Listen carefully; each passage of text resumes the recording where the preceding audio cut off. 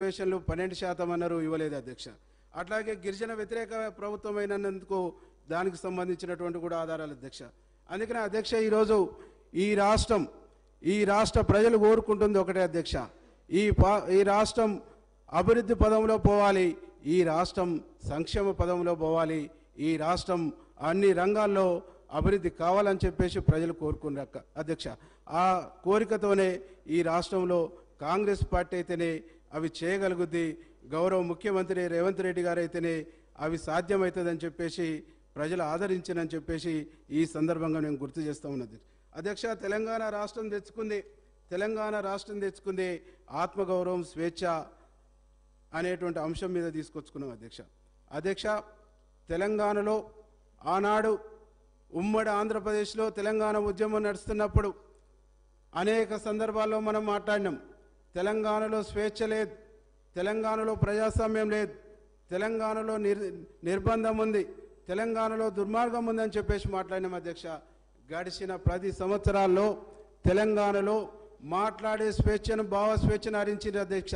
తెలంగాణలో సభ పెట్టుకునే హక్కు లేదు, తెలంగాణలో మాట్లాడే హక్కు లేదు, తెలంగాణలో తన నచ్చినటువంటి అభిప్రాయాల్ని చెప్పుకునేటువంటి ఒక స్వేచ్ఛ లేకుండా ఒక నియంతృత్వాన్ని, ఒక అప్రకటిత ఎమర్జెన్సీని కొనసాగించారని చెప్పేసి ఈ సందర్భంగా మీకు గుర్తు చేస్తా ఉన్నా అధ్యక్ష.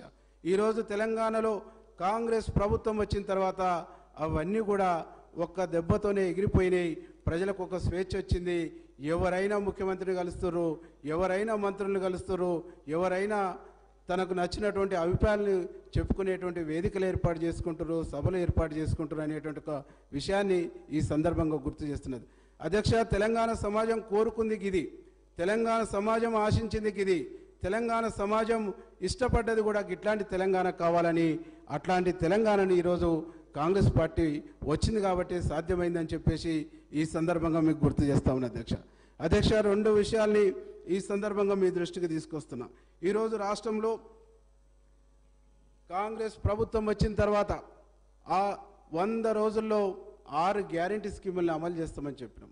48 గంటల్లోనే 2 స్కీముల్ని అమలు చేసి మరో 2 స్కీముల్ని అమలు చేసి మరి మిగతా స్కీముల కోసం దరఖాస్తులు కూడా స్వీకరించేటువంటి కార్యక్రమాన్ని ఏర్పాటు చేశాం. దరఖాస్తులు కూడా స్వీకరిస్తున్నటువంటి క్రమంలో అప్పుడే 6 గ్యారంటీలను ఎప్పుడు అమలు చేస్తారు, ఎప్పుడు ఇస్తారు అనేటువంటి పదాలని పదే వాడతారు. అంటే 100 రోజులు అంటే 3 నెలల 10 రోజులు అవుతుంది. ఇప్పుడు 2 నెలలు అయింది, ఇంకా 40 రోజులు ఉంది. అప్పుడే ఆరాటపడుతున్నటువంటి ఒక పరిస్థితి చూస్తుంది, అప్పుడే తొందరపడుతున్నటువంటి పరిస్థితి ఉంది. ఎందుకు ఆరాటపడుతురు, ఎందుకు తొందరపడుతురు? మీరే కదా గతంలో 2018 ఎన్నికల మేనిఫెస్టోలో చెప్పారు. ఏం చెప్పారు? నిరుద్యోగ వృత్తి ఇస్తామని చెప్పారు. వారికి సంబంధించినటువంటి మేనిఫెస్టో ఇక్కడే ఉంది అధ్యక్ష. నిరుద్యోగ వృత్తి ఇస్తానన్నారు. 5 సంవత్సరాల కాలం గడిచింది. ఈరోజు ప్రతిపక్షంలో కూర్చోరు. మీరు ఇచ్చిరా నిరుద్యోగ వృత్తి? ఇచ్చిరా 3 ఎకరాల భూమి? ఇచ్చిరా డబుల్ బెడ్రూమ్ ఇండ్లు? ఇచ్చిరా? ఏమిచ్చారు? ఓపిక ఉండాలి. మేము చెప్పినే చేస్తాం. ఓపిక ఉండాలి. 5 సంవత్సరాల కాలం ఉంది. ఓపిక ఉండాలి. ఓపిక లేకుంటే రాజకీయాల్లో నిలబడలేం. ఓపిక ఉండాలి. కాబట్టి అధ్యక్ష ఈరోజు మిగతా 2 గ్యారంటీలను కూడా త్వరలోనే అమలు చేస్తామనేటువంటి విషయాన్ని ఈ సందర్భంగా మేము గుర్తు చేస్తామన్నది అధ్యక్ష. నిజంగా వారు మాట్లాడుతుంటే దయాలు వేదాలు ఉల్లిస్తున్నట్టుగా ఉన్నాయి అధ్యక్ష. ఈరోజు మా ముఖ్యమంత్రి గారు, మా మంత్రులు చాలా స్పష్టంగా చెప్పారు, మిగతా 2 గ్యారంటీల్ని త్వరలో అమలు చేస్తాము. ఆ అమలు కార్యక్రమం సందర్భంగా ప్రియాంక గాంధీని పిలుస్తామంటే ఒక పెద్ద మనిషి ఏమంటుంది అధ్యక్ష? నల్ల బెలూన్లు ఎగిరేస్తాం, ఎట్లా పిలుస్తారు, ఎట్లా చేస్తారు అన్నట్టు. అంటే తెలంగాణ ఇచ్చినటువంటి కాంగ్రెస్ పార్టీ, తెలంగాణ ఇచ్చినటువంటి సోనియా గాంధీ గారు వారి కుటుంబం పట్ల కాలు మొక్కినప్పుడు లేని వ్యతిరేకత, దండం పెట్టినప్పుడు లేని వ్యతిరేకత, ప్రోగ్రాంకి వస్తారంటేనే ఎందుకు అధ్యక్ష అంత భయం? వారి ఫేస్ ఈ తెలంగాణ ప్రజలకు కనిపిస్తే రేపు పార్లమెంట్ ఎన్నికల్లో వాళ్ళు 0 అవుతారనే భయం తప్ప ఇంకోటి లేదు అని చెప్పేసి ఈ సందర్భంగా నేను గుర్తు చేస్తా ఉన్నా అధ్యక్ష. ఈరోజు ఈ రాష్ట్రంలో జరిగినటువంటి అవినీతి, ఈ రాష్ట్రంలో జరిగినటువంటి అవినీతి ఒక్కొక్కటిగా బయటకు వస్తూ ఉంటే ప్రజలు నిజంగా ఆశ్చర్యపోతున్నారు అధ్యక్ష. మొన్ననే నేను పేపర్లో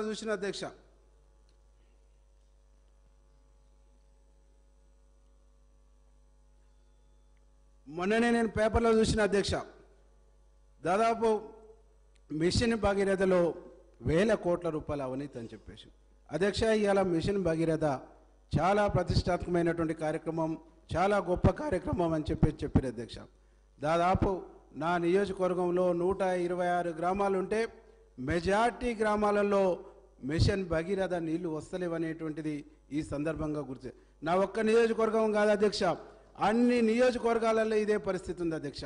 గతంలో ఇంటింటికి నల్లాలు లేనప్పుడు, ప్రతి వార్డుకు 1-2 నల్లాలు ఉన్నప్పుడు అద్భుతంగా నీళ్ళు వచ్చేటువంటి పరిస్థితి ఉండే, ఎలాంటి ఇబ్బంది లేకుంటుండే. ఈరోజు నీళ్లు రాక నానా అవస్థలు పడుతుండే అధ్యక్ష. ఈ మిషన్ భగీరథ కార్యక్రమం వచ్చిన తర్వాత ఎక్కడన్నా నీటి ఇక్కటుంటే కనీసం బోర్ వేసుకునేటువంటి అవకాశం కూడా లేకుండా, దానికి ఏ నిధులు పెట్టకుండా వృధా కావద్దనేటువంటి పేరుతోని జీవోలు చట్టాలు తీసుకొచ్చేసి ఈరోజు గ్రామాలు నీళ్లతో ఇబ్బంది పడుతుంటే ఏ నిధులు పెట్టేసి ఆ నీటి కోసం తీర్చేటువంటి పరిస్థితి లేని దయనీయమైనటువంటి పరిస్థితిని తీసుకొచ్చారని చెప్పేసి ఈ సందర్భంగా నేను గుర్తు చేస్తా ఉన్నా అధ్యక్ష. ఇక ఇరిగేషన్ ప్రాజెక్టుల దృష్టికి వస్తే అనేక ప్రాజెక్టులు కట్టినాం. కోట్లాది ఎకరాల భూమిని తెలంగాణను అప్పుడే లక్షలాది ఎకరాల, కోటి ఎకరాల మాగాని చేసినాం. అత్యధిక పంట, అత్యధిక దిగుబడి వస్తుందని చెప్పేసి చెప్తున్నది అధ్యక్ష. మా నల్గొండ జిల్లాలో నా నియోజకవర్గానికి సంబంధించి తెలంగాణ రాష్ట్రం ఏర్పడి గడిచిన 10 సంవత్సరాలలో మూసి మురికి నీళ్లు తప్ప సొక్క నీళ్లు, గోదావరి నీళ్లు కానీ కృష్ణా నీళ్లు కానీ సొక్క నీళ్లు ఇంచు భూమికి వచ్చినటువంటి దాఖలాలు లేవని చెప్పేసి ఈ సందర్భంగా నీకు తెలియజేస్తా ఉన్నది అధ్యక్ష. ఈ విధంగా చెప్పుకుంటూ పోతే మా నల్గొండ జిల్లాలో ఏ ప్రాజెక్టు పూర్తి కాలే. గడిచినటువంటి రాజశేఖర రెడ్డి గారి ప్రభుత్వంలో ప్రారంభమైనటువంటి ప్రాజెక్టులు కూడా ఒక్కటి కూడా పూర్తి చేసినటువంటి దాఖలాలు లేవు. ఇట్లా నీటి రంగంలో కూడా ఘోరంగా, దుర్మార్గంగా మోసం చేసిర్రు. దక్షిణ తెలంగాణనైతే పూర్తిగా ఎడారి చేసిర్రు. దక్షిణ తెలంగాణ పైన వివక్షత చూపిననేటువంటిది ఈ సందర్భంగా నేను గుర్తు చేస్తా ఉన్నా అధ్యక్ష. ఎందుకంటే అధ్యక్ష, ఈరోజు కనీసం మా గ్రామాలలో వ్యవసాయానికి సంబంధించి నాట్లు వేసుకున్నటువంటి భూములు ఎండిపోతున్నాయి అధ్యక్ష. నాగార్జున సాగర్లో ఎన్నికల ముందు నీళ్లను వదిలి అడావుడి చేసి, అప్పటికే నాగార్జున సాగర్లో నీటి లభ్యత లేదు.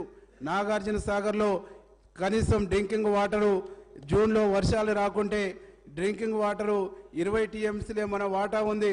జూన్లో వర్షాలు రాకుంటే కనీసం తాగటానికి నీళ్ళు ఇవ్వలేమనేటువంటి ఒక పరిస్థితి ఉండి తెలిసి కూడా ఆ విధమైనటువంటి 2-3 టీఎంసీల నీళ్లను వేస్ట్ చేసి ఈరోజు నల్గొండ జిల్లా ప్రజల్ని ఘోరంగా మోసం చేశారు. కాబట్టి మొన్న ఎన్నికల్లో